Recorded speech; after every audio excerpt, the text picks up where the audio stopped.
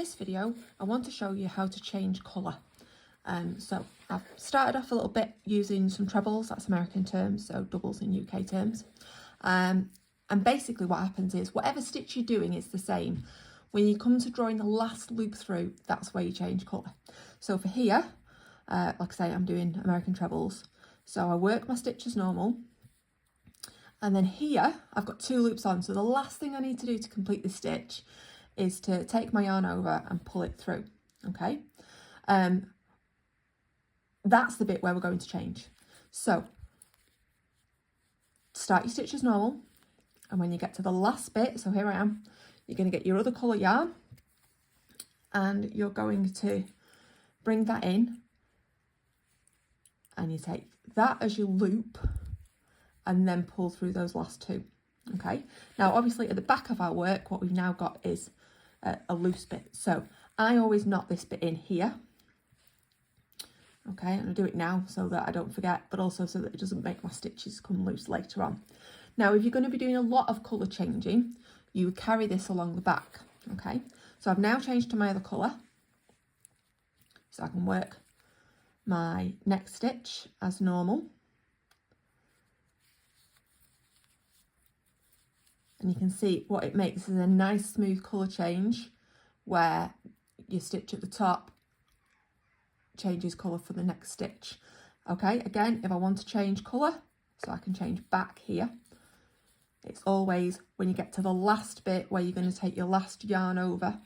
So instead, you yarn over with your other colour and pull through, and then you just carry on. I haven't bothered with a knot there because the 2 balls are attached. It doesn't matter what stitch you're doing, it's the same. So there I've been doing doubles.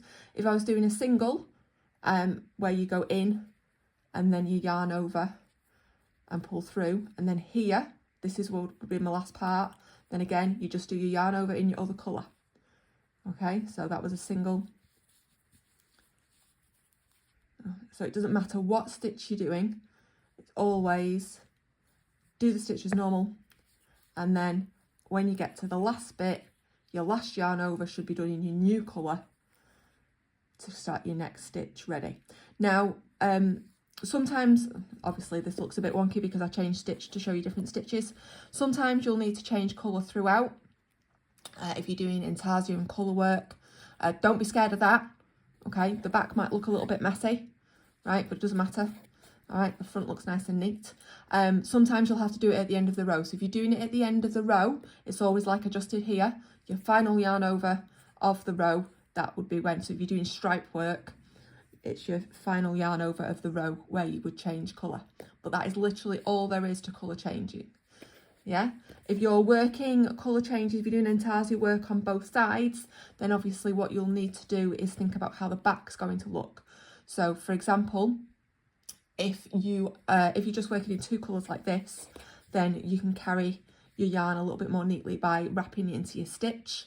If you're going to be doing a lot of different colour changes along a row, it is worth having different bobbins with your colours on for each section. So even if I was only using 2 colours, it would be worth having multiple balls of each, so that when you come to each section, you can do your next ball rather than having a lot of yarn being carried across the back. That makes life a lot neater and easier on the back. And remember, when you do change, like when I did my first one, just to knot it in. Later on when I'd finished, I would weave in this end just to secure it and then trim it off. Same with your final colour.